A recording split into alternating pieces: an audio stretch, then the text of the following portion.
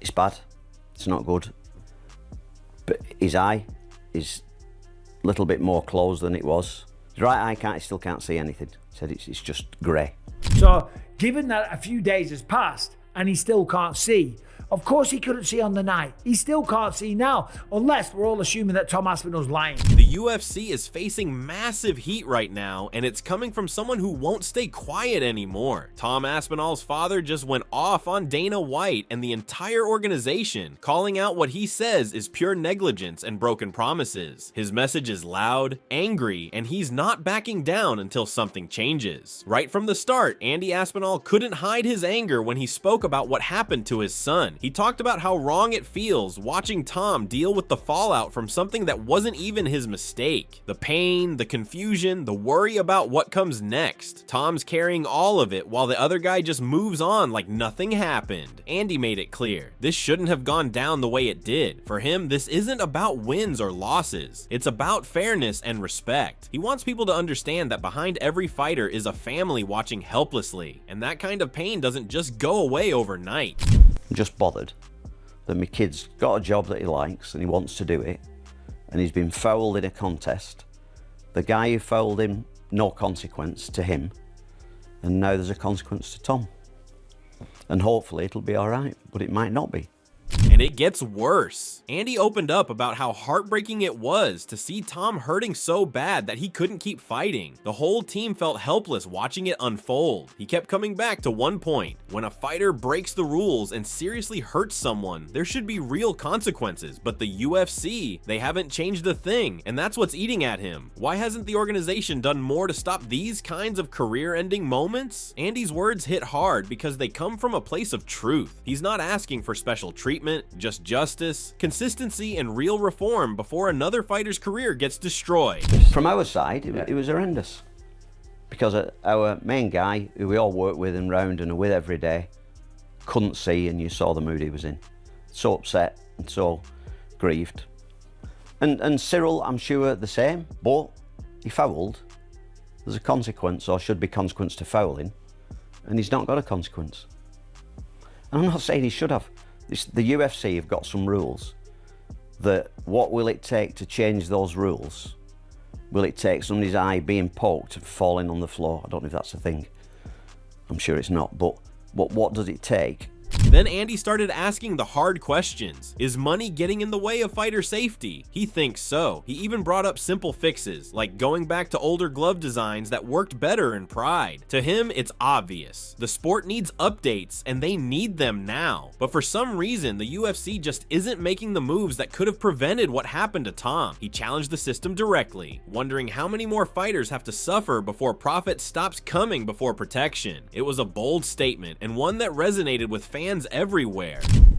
And is it the money that, people won't watch the fights because they're not as exciting, because the gloves are not as good? I don't know the answer. The old Pride gloves were different, but something, from my point of view, needs to be done in the sport to stop happening.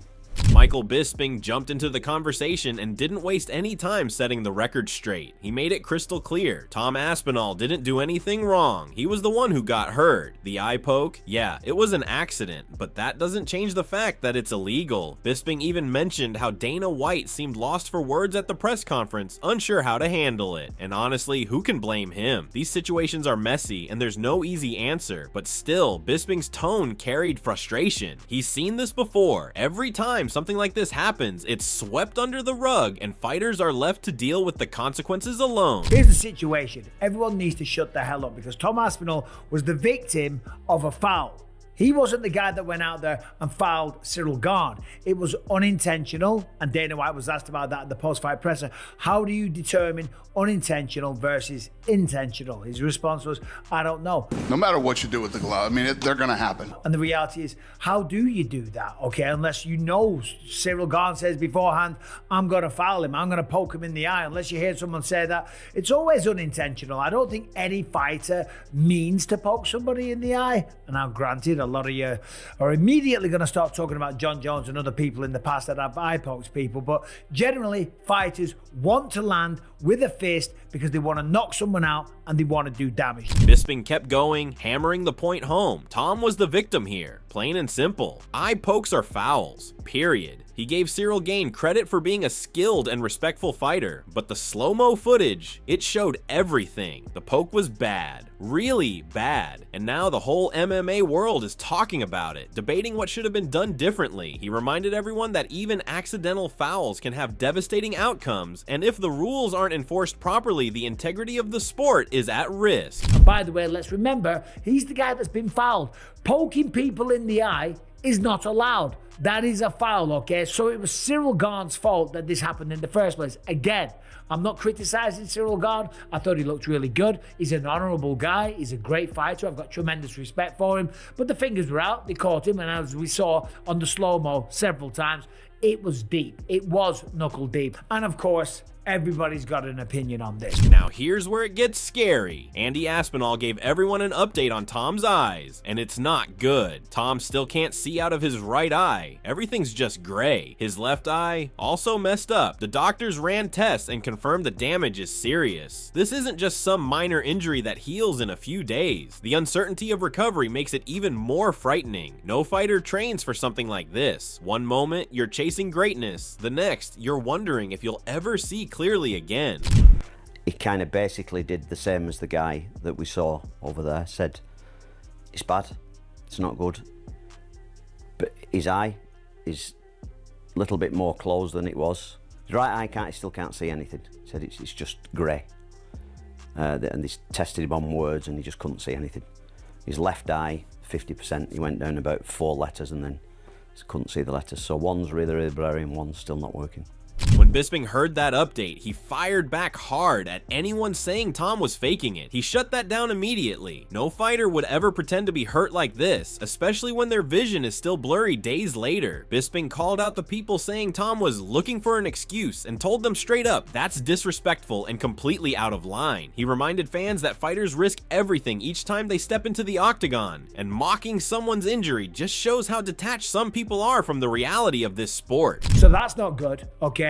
So given that a few days has passed and he still can't see, of course he couldn't see on the night. He still can't see now, unless we're all assuming that Tom Aspinall's lying, that he's making this up, right? Come on, that's a stretch. That's too much. That's absolute nonsense, okay? There's no way the guy's doing this. You can go home and say, right, it's been a while. It's recovered now. I'm really annoyed. Let's run the fight back. But he's not saying that. He's saying that he still can't see. And if he can't see 3 days after, I guarantee he couldn't see on the night of the fight. That's why he was saying it, okay? So saying that the man was looking for a way out, it's just not fair. Wade Plemons took it even further. He flat out said there's bad blood between Dana White and Tom Aspinall. He pointed to Dana's attitude at the press conference. Cold, distant, almost dismissive, even though Tom's the heavyweight champ and clearly the one who got hurt. Wade's take added fuel to the fire, hinting that the tension might go deeper than what fans see on camera, possibly affecting how situations like this are handled behind the scenes. And especially at the post-fight press conference with Dana White, after Tom Aspinall gets poked in his eyes, and again, not his fault, can't really do anything about it, and can't continue fighting because he can't see,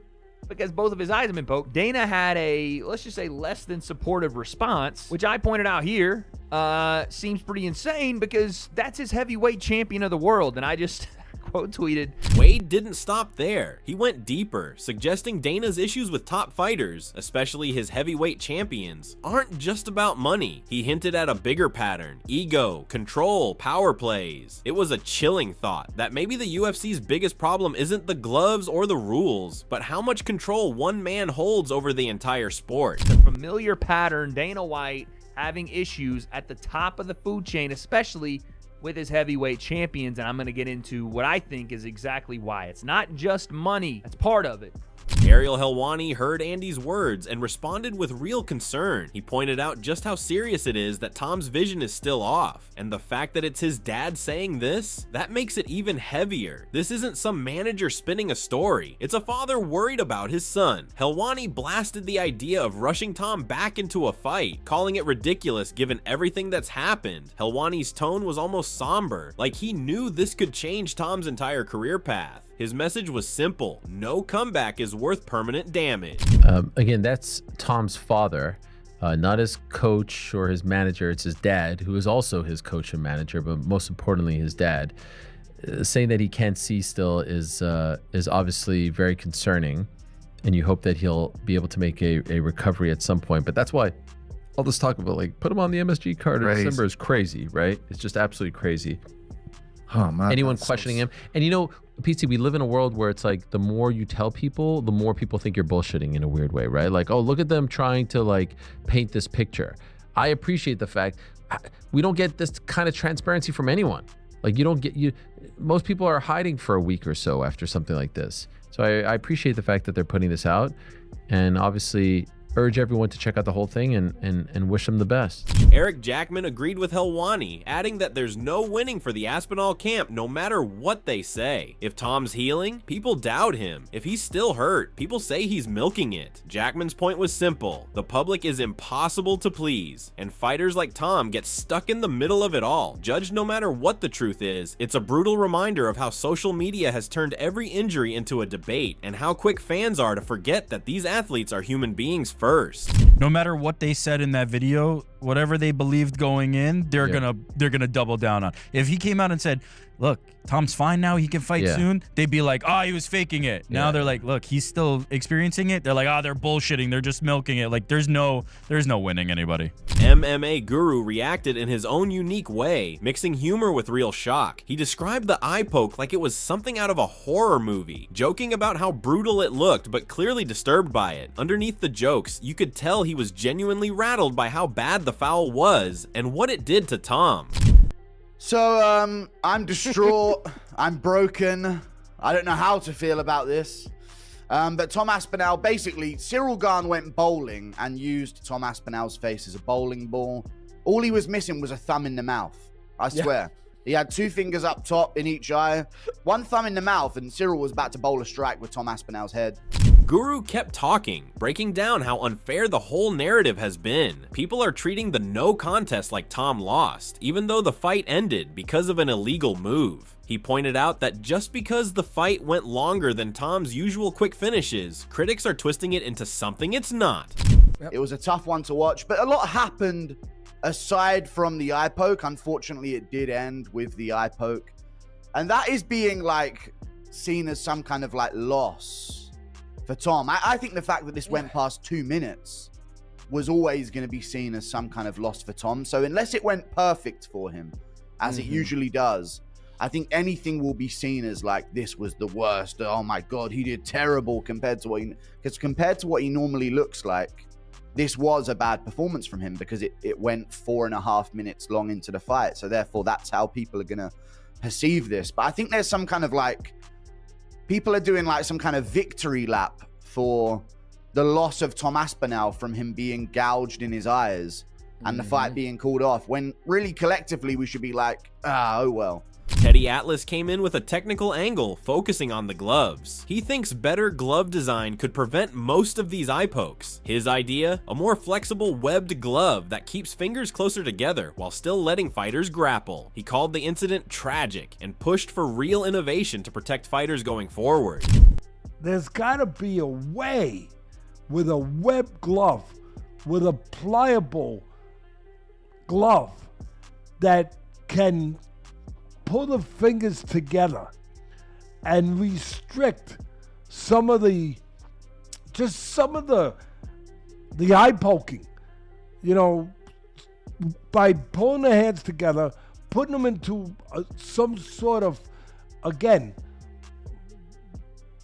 proper glove that they still can use their hands when they need to open them, but otherwise keeps them semi-closed and the fingers together to avoid some of these eye pokes.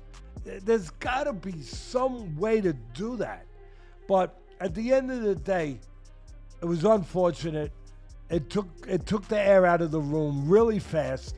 Teddy also reflected on how the fight's ending killed all the energy in the arena. With a no contest ruling, it's like the fight never happened. No winner, no loser, just disappointment. He said the fight was just starting to heat up before everything came to a sudden, brutal stop. Everyone was left wanting more, but not in a good way.